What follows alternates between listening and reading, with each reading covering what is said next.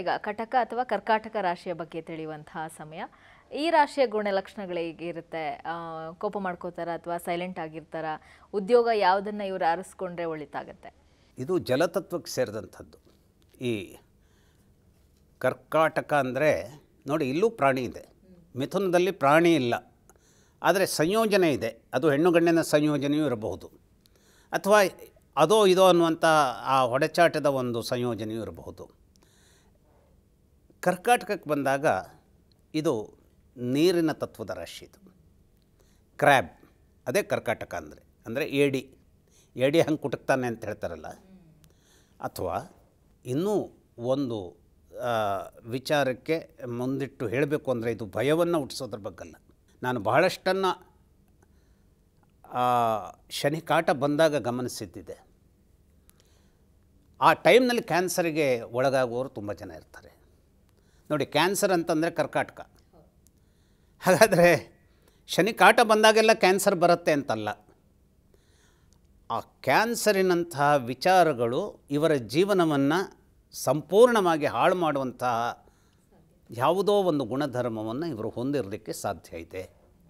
Cancer ಬರ್ತದೆ ಅನ್ನುವಂಥದ್ದು ನಾನು ಹೇಳ್ತಾ ಇರುವಂಥದ್ದು ಶನಿಕಾಟದಂತಹ ರಾಹುವಿನ ಸಂದರ್ಭದ ಅಥವಾ ಇನ್ನೂ ಇತರ ಕೆಟ್ಟ ದಶಾದ ಸಂದರ್ಭದಲ್ಲಿ ಈ ರಾಶಿಯ ಸಂಬಂಧ ಏನಾದರೂ ಇದೆ ಅಂತಾದರೆ ಅಲ್ಲಿ ಕ್ಯಾನ್ಸರಿಗೆ ಕಾರಣವಾಗುವಂಥ ಒಂದು ಪಾಯಿಂಟ್ ಟ್ರಿಗರ್ ಆಗಬಹುದು.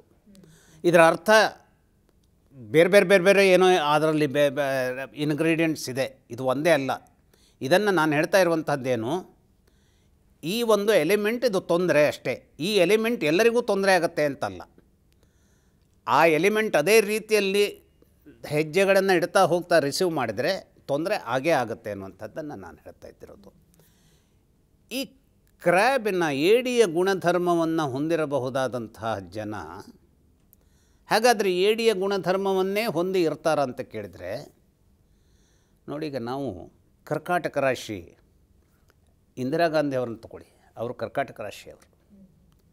ನೆಹರು ಅವರನ್ನು ತಗೊಳ್ಳಿ, ಕರ್ಕಾಟಕ ರಾಶಿ. ನೆಹರು ಮನೆತನದ ಅನೇಕರಿಗೆ ಈ ಕರ್ಕಾಟಕ ರಾಶಿಯ ಸಂಬಂಧ ಬಹಳ ಅಂದರೆ ದೊಡ್ಡ ಮಟ್ಟದಲ್ಲಿ ಇದೆ. ಅದು ಒಂದು ಸಂದರ್ಭದ ಒಂದು ದೊಡ್ಡ ಶಕ್ತಿಯಾಗಿ ನಿಂತಹ ಒಂದು ಕುಟುಂಬದ ವರ್ಚಸ್ವಿಯಾದಂತಹ ವಿಚಾರ ಜೀವನದ ಸಂದರ್ಭದಲ್ಲಿ ಹೇಗೆ ಅದು ಮುಂದುವರ್ಕೋತಾ ಹೋಗುತ್ತೆ ಅನ್ನುವಂಥದ್ದನ್ನು ನಾವು ಗ್ರಹಿಸ್ತಾ ಹೋದರೆ ಇತಿಹಾಸದ ಒಂದು ದೊಡ್ಡ ಪಾಠ ನಮಗೆ ಸಿಗುತ್ತೆ. ಹಾಗಾಗಿ ಈ ಕರ್ಕಾಟಕ ರಾಶಿ ಏನಾಗುತ್ತೆ ಅಂದರೆ, ಆಡಳಿತದ ಸಂದರ್ಭದಲ್ಲಿ ಬೇಕಾದಂತಹ ಒಂದು ಗಟ್ಟಿತನವನ್ನು ನಮಗೆ ಕೊಡುತ್ತೆ. ಆದರೆ ಆ ಗಟ್ಟಿತನವನ್ನು ಕೊಡುವ ಸಂದರ್ಭದಲ್ಲೂ ಕೂಡ ಈ ರಾಶಿ ವಿಶೇಷವಾಗಿ ಚಂದ್ರನ ಮೂಲಕ ಆಡಳಿತಕ್ಕೆ ಒಳಗಾದಂತಹ ಒಂದು ರಾಶಿಯಾಗಿರೋದ್ರಿಂದ, ಹಾಗೂ ಈ ರಾಶಿಗೆ ಬೇಕಾದಂಥ ಕೆಲವು ಔದಾರ್ಯ ಗುರುವಿನ ಜ್ಞಾನದ ಮೂಲಕವಾದಂಥ ಪುನರ್ವಸು ನಕ್ಷತ್ರದಿಂದ ಸಂವೇದನೆ ಕೊಡಬೇಕು. ಹಾಗೆಯೇ ಪುಷ್ಯ ನಕ್ಷತ್ರದ ಮೂಲಕವಾಗಿ ಶನೈಶ್ಚರನ ನಿಧಾನಗತಿಯ ವಿಚಾರವಾಗಿ ಪುಷ್ಯ ನಕ್ಷತ್ರದ ಒಡೆತನ ಯಾರ್ದು ಅಂದರೆ ಶನೈಶ್ಚರನದ್ದು. ಅವನ ಒಡೆತನದ ನಕ್ಷತ್ರದ ಒಂದು ಔದಾರ್ಯವೂ ಇದಕ್ಕೆ ಬೇಕು. ಹಾಗೆಯೇ ಬೌದ್ಧಿಕವಾದಂತಹ ಗಟ್ಟಿತನವನ್ನು ಒದಗಿಸುವಂಥ ಬುಧನ ಆಶ್ಲೇಷ ನಕ್ಷತ್ರದ ವಿಚಾರವೂ ಇದರಲ್ಲಿ ಒಳಗೂಡಿ ಬರಬೇಕು. ಆ ಆಶ್ಲೇಷ ನಕ್ಷತ್ರದ ರೀತಿ ಹೇಗಿದೆ, ಹೊರಮೈಯಲ್ಲಿ ಇದು ಸರ್ಪ ಆಶ್ಲೇಷ, ಆದರೆ ಒಳಮೈಯಲ್ಲಿ ಅಮೃತ. ಹಾಗಾಗಿ ಹೊರಮೈಯಲ್ಲಿ ಕಾಣುವಂಥ ವಿಷಯ ಒಳ ಆಳದಲ್ಲಿ ಅದು ಅಮೃತವಾಗಿ ನಿಲ್ಲುವಂಥ ಒಂದು ನಿಕ್ಷೇಪವಾಗ್ತದೆ ಅಂತಾದರೆ ಅನೇಕ ರೀತಿಯ ನಿಗೂಢವಾದಂಥ ಶಕ್ತಿಯನ್ನು ಏನು ಮಾಡ್ತಾರೆ ಈ ಕರ್ಕಾಟಕ ರಾಶಿಯವರು ಹೊಂದಿರ್ತಾರೆ. ಆಮೆಯನ್ನು ತಗೊಂಡ್ರೆ ಆಮೆ ತನ್ನ ಚಿಪ್ಪಿನೊಳಗೆ ತನ್ನನ್ನು ಸೇರಿಸ್ಕೊಂಡು ಬಿಡ್ತು ಅಂದರೆ ಎಂತಹ ಭೀಕರ ಸಿಂಹವಾದರೂ ಕೂಡ ಆ ಚಿಪ್ಪನ್ನು ಒಡೆಯೋದಕ್ಕೆ ಸಾಧ್ಯವಾಗದೆ ಹೋದಂಥ ಗಟ್ಟಿತನ ಅದಕ್ಕೆ ಬರುತ್ತೆ.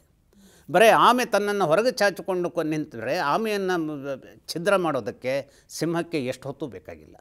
ಹಾಗಾದರೆ ಅದೇ ರೀತಿಯಲ್ಲಿ ಕರ್ಕಾಟಕ ರಾಶಿಯವರು ಹೊರಮೈಯ ವಿಚಾರದಲ್ಲಿ ಅವರು ಮೃದುವಾಗಿ ಕಂಡರೂ ಕೂಡ ಎಲ್ಲವನ್ನೂ ಅವರು ಒಳಗೆ ಎಳೆದುಕೊಂಡಾಗ ಹೊರಕವಚಿದ ಸಂದರ್ಭ ಬಂದಿದೆಯಲ್ಲ, ಬಹಳ ಅದ್ಭುತವಾದಂತಹ ಒಂದು ಗಟ್ಟಿತನವನ್ನು, ಯಾರಿಂದಲೂ ಆ ಗಟ್ಟಿತನವನ್ನು ಮುರಿಯಲಿಕ್ಕೆ ಸಾಧ್ಯವಾಗದೆ ಹೋದಂಥ ಬಿರುಸನ್ನು ಹೊಂದಿರಲಿಕ್ಕೆ ಸಾಧ್ಯವಾದಂಥ ಒಂದು ವಿಶೇಷ ಶಕ್ತಿ ಇವರಿಗಿದೆ. ಆದರೆ ಆ ವಿಶೇಷ ಶಕ್ತಿಯ ಅನೇಕ ಸಂದರ್ಭಗಳಲ್ಲಿ ದೌರ್ಬಲ್ಯವಾಗಬಹುದು, ಆ ವಿಶೇಷ ಶಕ್ತಿಯ ಹಲವು ಸಂದರ್ಭಗಳಲ್ಲಿ ಶಕ್ತಿಯೂ ಆಗಬಹುದು. ಹಾಗಾದರೆ ಇವರ ದೌರ್ಬಲ್ಯ ಏನು? ಕೆಲವು ಸಲ ನಾವು ಔರಂಗಜೇಬನ ಬಗ್ಗೆ ಬಹಳ ಇತ್ತೀಚೆಗೆ ಬಹಳ ಮಾತಾಡ್ತಿದ್ದೇವೆ ನಮ್ಮ ದೇಶದ ಸಂದರ್ಭದಲ್ಲಿ. ಔರಂಗಜೇಬನ ಸಂದರ್ಭದಲ್ಲಿ ಅವನ ಅನೇಕ ಗುಣಗಳು, ಅವನ ಸಂದರ್ಭವು ಈ ಒಂದು ಏನು ಕರ್ಕಾಟಕ ರಾಶಿಗೆ ಸೇರಿದ್ದೆ. ಹಾಗಾಗಿ ಅನೇಕ ರೀತಿಯ ಔರಂಗಜೇಬನ ದೌರ್ಬಲ್ಯಗಳು ಏನಿದ್ದವು ಅನ್ನುವಂಥದ್ದನ್ನು ಆಡಳಿತ ಸಂದರ್ಭದಲ್ಲಿ ನಾವೆಲ್ಲರೂ ಗ್ರಹಿಸಬಹುದಾದಂಥ ರೀತಿಯಲ್ಲಿದೆ. ಹಾಗೆಯೇ ತನ್ನದಾದಂಥ ಒಂದು ಸಾಮ್ರಾಜ್ಯವನ್ನು ವಿಸ್ತರಿಸಿಕೊಳ್ಳಬೇಕಾದಂಥ ಸಂದರ್ಭದಲ್ಲಿ ಆತ ಹೇಗೆ ಮುಂದುವರಿತಿದ್ದ ಅನ್ನುವಂಥದ್ರ ಬಗ್ಗೂ ನಾವು ಕೇಳಿದ್ದೇವೆ. ಅಷ್ಟೇ ಅಲ್ಲ, ತನಗೆ ಬೇಕಾದಂತಹ ಜೀವನದ ಸಂದರ್ಭದ ಒಂದು ಗಳಿಕೆಯನ್ನು ಅವನು ತಾನೇ ಕೆಲಸ ಮಾಡುವುದರ ಮೂಲಕವಾಗಿ ಗಳಿಸಿದ ಸಂಬಳದಲ್ಲಿ ಮಾತ್ರ ಅವನು ಸಾಗ್ತಾ ಇದ್ದ ಅನ್ನುವಂಥದ್ರ ಬಗ್ಗೆ ನಾವು ಕೇಳಿದ್ದೇವೆ. ಇದು ವಾಸ್ತವ ಎಷ್ಟು ಏನು ಅನ್ನುವಂಥದ್ದನ್ನು ನಾನು ಕೇಳಿದ್ದು ಮಾತ್ರ ಇದು. ಹಾಗಾಗಿ ಇಂತಹ ಒಂದು ಅಪರೂಪದ ಗುಣವನ್ನು ಕೂಡ, ಅಂದರೆ ನಾನು ಮಹಾರಾಜನಾಗಿ ಇವತ್ತು ನನ್ನ ಕೋಶ ತುಂಬಿರಬಹುದು, ಆದರೆ ನನ್ನದಾದಂತಹ ಜೀವನವನ್ನು ನಡೆಸೋದಕ್ಕೆ ನನ್ನದೇ ಆದಂಥ ಕೆಲಸವನ್ನು ಮಾಡಿಕೊಂಡು ಅದರಲ್ಲಿ ಬಂದಂಥದ್ರಲ್ಲಿ ಮಾತ್ರ ನನ್ನ ಜೀವನವನ್ನು ಮುಂತಕೊಂಡು ಹೋಗ್ತೇನೆ ಅನ್ನುವಂಥ ಒಂದು ಯಾವುದೋ ಒಂದು ರೀತಿಯ ಗುಣ ಅವನಲ್ಲಿ ಇತ್ತು ಅನ್ನುವಂಥದ್ದನ್ನು ಚರಿತ್ರೆ ಒಂದು ಪುಟ ಹೇಳುತ್ತೆ. ಬಟ್ ನಾನು ಅದನ್ನು ಇಲ್ಲಿ ಸುಮ್ಮನೆ ಆ ರೀತಿಯ ಜನ ಇದ್ದಾರೆ, ನಾನು ಔರಂಗಜೇಬನನ್ನು ಇಲ್ಲಿ ಹೇಳ್ತಾ ಇಲ್ಲ. ನಾನು ಔರಂಗಜೇಬನ ಈ ರೀತಿಯ ಗುಣವನ್ನು ಹೊಂದಿದಂಥ ಜನ ನಾವು ಈ ಒಂದು ಕರ್ಕಾಟಕ ರಾಶಿಯವರಲ್ಲಿ ಅದನ್ನು ಕಾಣಬಹುದು. ಹಾಗೆಯೇ ಬೇಡದೆ ಹೋದಷ್ಟು ಹಠಮಾರಿತನವನ್ನು ತೋರಿಸುವಂಥ ಒಂದು ವಿಚಿತ್ರವನ್ನು ಇವರು ತೋರಿಸಬಹುದು.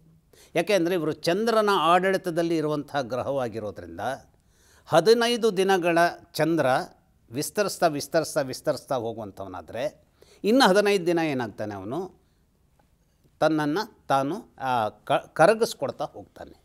ಇದಕ್ಕೆ ನಾವು ಅನೇಕ ಕಥೆಗಳನ್ನು ಕೇಳಿದ್ದೇವೆ. ಶಾಪ ಬಂತು, ಹಾಗಾಗಿ ಕ್ಷಯ ಪೀಡಿತನಾಗುವಂಥ ಗುರುವಿನಿಂದಲೇ ಶಾಪ ಪಡೆದ, ಇವೆಲ್ಲ ಕಥೆಗಳು. ಆ ಕಥೆಗಳ ಅರ್ಥಪೂರ್ಣವಾದಂತಹ ಒಳಗಿನ ಆ ಕಾರಣಗಳೇನಿದೆ ಅದನ್ನು ಗಮನಿಸಿದಾಗ ಇಂತಹ ಕಾರಣಗಳು ಈ ಕರ್ಕಾಟಕ ರಾಶಿಯ ಜನರಲ್ಲೂ ಕಂಡು ಬರ್ತದಲ್ಲ ಅನ್ನುವಂಥದ್ದನ್ನು ಕಂಡಾಗ ಸೋಜಿಗನ್ನಿಸ್ತದೆ.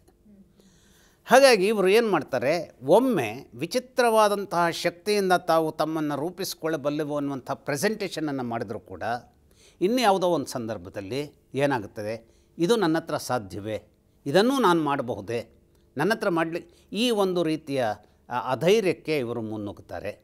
ಹಾಗಾದರೆ ಈ ಅಧೈರ್ಯ ಎಲ್ಲಿಂದ ಬರುತ್ತೆ, ಧೈರ್ಯ ಎಲ್ಲಿಂದ ಬರುತ್ತೆ ಅಂತ ಕೇಳಿದಾಗ, ಈ ರಾಶಿಯ ವಿಚಾರದಲ್ಲಿ ಶನೈಶ್ಚರನ ಒಂದು ನಕ್ಷತ್ರವೂ ಒಂದು ಇಂಗ್ರೀಡಿಯೆಂಟ್ ಆಗಿರೋದ್ರಿಂದ ಶನೈಶ್ಚರ ಏನು ಮಾಡ್ತಾನೆ, ಒಂದು ರೀತಿಯ ಆಲಸ್ಯವನ್ನು ತುಂಬ್ತಾನೆ. ಆಲಸ್ಯವನ್ನು ತುಂಬುವಂತಹ ಶನೈಶ್ಚರ ತನ್ನ ಸಾಧನೆಯನ್ನು ಅವನು ಸಫಲ ಮಾಡಿಕೊಂಡರೂ ಕೂಡ ಇಲ್ಲಿರುವಂತಹ ಒಂದು ಆಶ್ಲೇಷ ನಕ್ಷತ್ರದ ಬುಧ ಏನು ಮಾಡ್ತಾನೆ, ಇನ್ನೊಂದು ಯಾವುದೋ ಒಂದು ಅದ್ಭುತವಾದಂಥ ಕ್ಷಣದಲ್ಲಿ ಬೌದ್ಧಿಕ ಶಕ್ತಿಯನ್ನು ಸಾಕಷ್ಟು ತುಂಬುವುದರ ಮೂಲಕ ಇಲ್ಲ ನಾನಿದನ್ನು ಕೊಡವಿ ನಿಲ್ಲಬೇಕು ಅನ್ನುವಂಥ ಧೈರ್ಯವನ್ನು ಕೊಡ್ತಾನೆ. ಹಾಗಾಗಿ ಇವರು ಮುಖ್ಯವಾಗಿ ಸಾಕಷ್ಟು ಹೆಣ್ಣಿರಲಿ ಗಂಡೇ ಇರಲಿ ಇವರ ರೂಪ ಏನಿರ್ತದೆ ಆಕರ್ಷಕವಾಗಿರುವಂಥ ರೂಪ. ಈಗ ನಾವು ಚಂದ್ರನನ್ನು ನಾವು ಚಂದ್ರನ ಮೇಲೆ ಕಾಲಿಟ್ಟ ನಂತರದಲ್ಲಿ ಚಂದ್ರ ಬಹಳ ಕುರೂಪಿಯಾಗಿದ್ದಾನೆ ಹತ್ತಿರದಲ್ಲಿ. ಇಲ್ಲಿ ಪ್ರಶ್ನೆ ಅದಲ್ಲ, ಚಂದ್ರನ ಆ ರೂಪದಲ್ಲಿ ನಾವು ಸ್ವೀಕರಿಸುವಂಥದ್ದಲ್ಲ. ಅವನಿಂದ ಹೊರಹೊಮ್ಮುವಂತಹ ಒಂದು ಬೆಳಕೇನಿದೆ, ಆ ಬೆಳಕಿನ ಸಂದರ್ಭದಲ್ಲಿ ಕಾಣುವಂಥ ಮನೋಹರತೆ ಏನಿದೆ ಅದು ನಮಗೆ ಬೇಕಾದಂಥದ್ದು. ಆ ಮನೋಹರತೆಯನ್ನು ಹೊಂದಿರಬಹುದಾದಂಥ ಸೌಂದರ್ಯವನ್ನು ಇವರು ಹೊಂದಿರ್ತಾರೆ. ಹಾಗಾಗಿ ಮನೋಹರತೆಯನ್ನು ಹೊಂದಿರಬಹುದಾದಂತಹ ಸೌಂದರ್ಯವನ್ನು ಹೊಂದಿದಾಗ ಇವರು ಕುರೂಪ ಸ್ವರೂಪವನ್ನು ಪಡೆಯೋದೇ ಇಲ್ಲವೋ ಅಂತ ಕೇಳಿದಾಗ ಕುರೂಪ ಸ್ವರೂಪವು ಬರೋದಕ್ಕೆ ಸಾಧ್ಯವಿರುತ್ತೆ. ಅದಕ್ಕೆ ಪುಷ್ಯ ನಕ್ಷತ್ರದ ಸಂದರ್ಭದ ಆ ಒಂದು ಏನು ಕೊಕ್ಕೆಯಲ್ಲಿ ಚುಚ್ಚಲ್ಪಟ್ಟಾಗ ಅದು ಬರುವಂಥದ್ದಕ್ಕೆ ಸಾಧ್ಯವಾಗುತ್ತೆ. ಆದರೆ ಅದು ಬರುವಾಗ ಇನ್ನೊಂದು ಯಾವುದೋ ಟ್ರಿಗರ್ ಮಾಡಬೇಕು. ಅದು ಇದೆಲ್ಲ ಹೇಳ್ಕೊತಾ ಹೋದರೆ ಹೇಗೆ ಅಂತಂದರೆ ಇದು ಪ್ಯಾಸಿಫಿಕ್ ಮಾಸ್ ಆಗಿರೋದು ಹಾಗೆ ವಿಚಿತ್ರವಾಗಿ ಅದು ಬೆಳ್ಕೊತಾ ಹೋಗುತ್ತೆ. ಆದರೆ ಇಷ್ಟನ್ನು ಮಾತ್ರ ತಿಳ್ಕೊಳ್ಬೇಕು, ನಾವು ಕುರೂಪಿಗಳಾಗಿರಲಿ ಅಥವಾ ರೂಪವಂತರಾಗಿರಬಹುದು ಇರಲಿ, ಈ ಒಂದು ರಾಶಿಯವರು ಬಹಳ ಅದ್ಭುತವಾದಂಥ ಆಡಳಿತಾತ್ಮಕವಾದಂಥ ಒಂದು ಕೆಲಸದಲ್ಲಿ IAS ಅಥವಾ KS ಅಥವಾ ಇನ್ನೂ ಯಾವುದೋ ಒಂದಿಷ್ಟು ಕಾಂಪಿಟೇಟಿವ್ ಎಕ್ಸಾಮಿನೇಷನ್ಸ್ ಏನಿದೆ ಇಲ್ಲಿ ತಮ್ಮನ್ನು ತಾವು ತೊಡಗಿಸ್ಕೊಂಡು ಆಡಳಿತಾತ್ಮಕವಾಗಿ ಬಹಳ ಸಾಫಲ್ಯತೆಯನ್ನು ಪಡೆಯಬಹುದಾದಂತಹ ಶಕ್ತಿಯನ್ನು ಇವರು ಪಡೆಯಲಿಕ್ಕೆ ಸಾಧ್ಯತೆ ಇರುತ್ತೆ.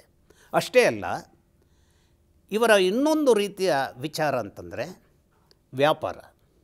ವ್ಯಾಪಾರದಲ್ಲೂ ಯಾವುದರಲ್ಲಿ ಇವರು ವಿಶೇಷತೆಯನ್ನು ತೋರಿಸ್ಬೋದು. ಇವತ್ತು ಜಗತ್ತಿನ ಸಂದರ್ಭ ಹೇಗಿದೆ ಅಂದರೆ ಇದು ಕೆಟ್ಟ ವ್ಯಾಪಾರ, ಇದು ಒಳ್ಳೆಯ ವ್ಯಾಪಾರ, ಇದು ಈ ರೀತಿಯ ವ್ಯಾಪಾರ, ಹೀಗೆ ನಾವು ಇದನ್ನು ಏನು ಒಂದು ಗೋಡೆಯನ್ನು ಹಾಕಲಿಕ್ಕಾಗೋದಿಲ್ಲ. ಈಗ ನಾವಿವತ್ತೇನು ಹೇಳ್ತೇವೆ, bar and restaurant, family bar and restaurant. ನಾವು ಯಾಕೆಂದರೆ ಎಲ್ಲರೂ ಕುಡುಕರೇ ಅಲ್ಲ. ಯಾವುದೋ ಒಂದು ಆ ಒಂದು ಗಳಿಗೆಯ ಒಂದು ವಿಚಾರಕ್ಕಾಗಿ ಒಂದು ಸೋಷಿಯಲ್ ಡ್ರಿಂಕ್ಸ್ ಅಂತ ಇರುತ್ತೆ. ಈ ರೀತಿಯದ್ದಾದಾಗ ಅನೇಕ ರೀತಿಯ ಬಾರ್ ಆ್ಯಂಡ್ ರೆಸ್ಟೋರೆಂಟ್ಸ್ಗಳು ತನ್ನದೇ ಆದ ರೀತಿಯಲ್ಲಿ ಜನರನ್ನು ಸೆಳೀತವೆ. ಅಂತಹ ಒಂದು ರೀತಿಯ ಬಾರ್ ಆ್ಯಂಡ್ ರೆಸ್ಟೋರೆಂಟ್ಗಳನ್ನು ಓಪನ್ ಮಾಡುವಂಥ ಶಕ್ತಿಯನ್ನು ಇವರು ಹೊಂದಿರುವಂಥದ್ದು, ಆ ಹೊಂದಿರುವಂಥ ಸ್ವರೂಪದಲ್ಲಿ ಅನೇಕ ರೀತಿಯ ಯಶಸ್ಸನ್ನು ಪಡೆಯುವಂಥದ್ದು ಇವರ ಮೂಲಕವಾಗಿ ಸಾಧ್ಯತೆಯನ್ನು ಅದು ಪಡೆದುಕೊಳ್ಳುತ್ತದೆ. ಅಷ್ಟೇ ಅಲ್ಲ, ಇವರು ಈ ಫ್ಲೋರಿ ಕಲ್ಚರ್ ಇರುತ್ತಲ್ಲ, ಹೂವನ್ನು ಬೆಳೆಸುವುದು ಒಂದು, ಬೆಳೆದ ಹೂವನ್ನು ಮಾರಾಟ ಮಾಡುವಂಥದ್ದು ಇನ್ನೊಂದು. ಆ ಮಾರಾಟ ಮಾಡುವಂಥ ಹೂವಿನ ಮೂಲಕವಾಗಿ ಇನ್ನೇನೋ ಒಂದು ಫ್ಲೇವರ್, ಏನನ್ನು ಸೆಂಟ್ ಗಿಂಟ್ ಇಂಥದ್ದನ್ನು ತಯಾರಿಕೆ ಒಂದು ಘಟಕಗಳು.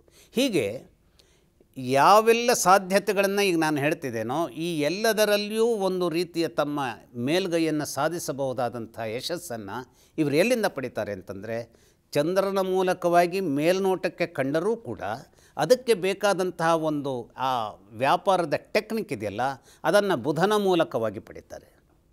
ಬುಧನ ಮೂಲಕವಾಗಿ ಪಡಿಬೇಕಾದಂಥ ಟೆಕ್ನಿಕ್ಕಿನ ಸಂದರ್ಭದಲ್ಲಿ ಅವಸರ ಮಾಡಿಟ್ಟ ಹೆಜ್ಜೆಯಿಂದ ಇವರು ಹೋಗುವಂಥವರಾದರೆ, ಯಾಕೆಂದರೆ ಇವರಿಗೆ ಅವಸರ ಯಾಕೆ ಜಾಸ್ತಿ ಆಗಿಬಿಡುತ್ತೆ ಕೆಲವೊಮ್ಮೆ ಅಂದರೆ, ಚಂದ್ರನಿಗೆ ದೌರ್ಬಲ್ಯ ಬಂದರೆ, ಈಗ ಹುಣ್ಣಿಮೆ ಚಂದ್ರ ಓಕೆ, ಹುಣ್ಣಿಮೆ ಚಂದ್ರ ಓಕೆ ಅಂದ ತಕ್ಷಣ ಹುಣ್ಣಿಮೆ ಚಂದ್ರ ಎಲ್ಲರಿಗೂ ಓಕೆ ಅಂತಲ್ಲ, ಆದರೆ ಆ ಹುಣ್ಣಿಮೆ ಚಂದ್ರನ ಮನೋಹರತೆಯನ್ನು ಸಾಬೀತುಪಡಿಸುವಂಥ ವಿಚಾರಗಳು ಆ ರಾಶಿಯಲ್ಲಿ ಅಡಕವಾಗಿದೆ ಆ ಸಂದರ್ಭಕ್ಕೆ, ಜನದ ಕಾಲಕ್ಕೆ ಅಂತಾದರೆ ಸ್ಥಿರವಾದಂಥ ಬುದ್ಧಿಯಿಂದ ಗೆಲ್ಲಬಹುದು.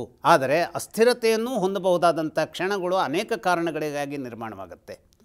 ಅಲ್ಲಿ ರಾಹುವಿನ ಒಂದು ವಿಚಾರ ಇದೆಯೋ ಅಥವಾ ಇನ್ನೇನೋ ಕುಜನ ವಿಚಾರ ಇದೆಯೋ. ಯಾಕೆಂದರೆ ಈ ರಾಶಿಯಲ್ಲಿ ಚಂದ್ರನೂ ಇದ್ದು ಕುಜ ಇದ್ದರೆ ನೀಚ ಭಂಗ ಯೋಗ ಬಂದರೂ ಕೂಡ ಬೇಕಿರದಷ್ಟು ಒಂದು ಧೈರ್ಯವನ್ನು ಪಡೆದು ಅನೇಕ ಲಾಭಕರವಾಗಿ ಹೋಗಬಹುದಾದಂತಹ ಉದ್ಯಮವನ್ನು ನಷ್ಟಕ್ಕೆ ತಳ್ಕೊಳ್ಬಹುದಾದಂತಹ ಆ ಒಂದು ಆತ್ಮಘಾತಕ ಶಕ್ತಿಯನ್ನು ಕೂಡ ಇವರು ಪ್ರದರ್ಶಿಸಬಹುದು. ಹಾಗಾಗಿ ಇಲ್ಲಿ ಮುಖ್ಯವಾದದ್ದು ಏನು ಅಂತಂದರೆ, ಆ ಸರ್ಪದ ಸ್ವರೂಪದಲ್ಲಿ ಏನು ಆ ಬುಧ ತನ್ನ ಹೊರಕವಚವನ್ನು ಇಟ್ಕೊಂಡಿದ್ದಾನೋ ಅದನ್ನು ಮೀರಿ ಅಲ್ಲಿ ಒಳಗಿರುವಂತಹ ಅಮೃತದ ನಿಕ್ಷೇಪಕ್ಕೆ ಕೈ ಹಾಕ್ತಾರೆ, ಅದನ್ನು ಯೋಚಿಸ್ಲಿಕ್ಕೆ ಹೋಗ್ತಾರೆ. ಇವತ್ತಲ್ಲ, ಇವತ್ತಿನ ವ್ಯಾಪಾರ ಹೇಗಾಯಿತು ಅನ್ನುವಂಥದ್ದಲ್ಲ, ಇದು ತಿಂಗಳದ ಕೊನೆಯಲ್ಲೂ ಕೂಡ ಯಾವ ರೀತಿಯ ಒಂದು ಆಕಾರವನ್ನು ಪಡೆದುಕೊಳ್ಳಬಹುದು ಅನ್ನುವಂಥ ದೂರಾಲೋಚನೆಗೆ ಇವರು ಹೊರಟರೆ, ದುರಾಲೋಚನೆ ಅಲ್ಲ, ದೂರಾಲೋಚನೆಗೆ ಹೋದರೆ ಅನೇಕ ರೀತಿಯ ಸಾಫಲ್ಯಗಳನ್ನು ಇವರು ಪಡೆಯಬಹುದು. ಅನುಕ್ಷಣದ ಸುದ್ದಿಗಳಿಗಾಗಿ ವಿಸ್ತಾರ ನ್ಯೂಸ್ ಯೂಟ್ಯೂಬ್ ಚಾನೆಲ್ ಸಬ್ಸ್ಕ್ರೈಬ್ ಮಾಡಿ. ಹೊಸ ಸುದ್ದಿಗಳ ನೋಟಿಫಿಕೇಶನ್ಗಾಗಿ ಬೆಲ್ ಐಕಾನ್ ಕ್ಲಿಕ್ ಮಾಡಿ.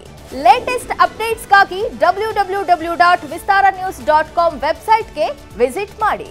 ಅಂಗೈಯಲ್ಲೇ ಜಗತ್ತಿನ ಸುದ್ದಿ ತಿಳಿಯಲು ವಿಸ್ತಾರ ನ್ಯೂಸ್ ಕನ್ನಡ ಆಪ್ ಡೌನ್ಲೋಡ್ ಮಾಡಿ.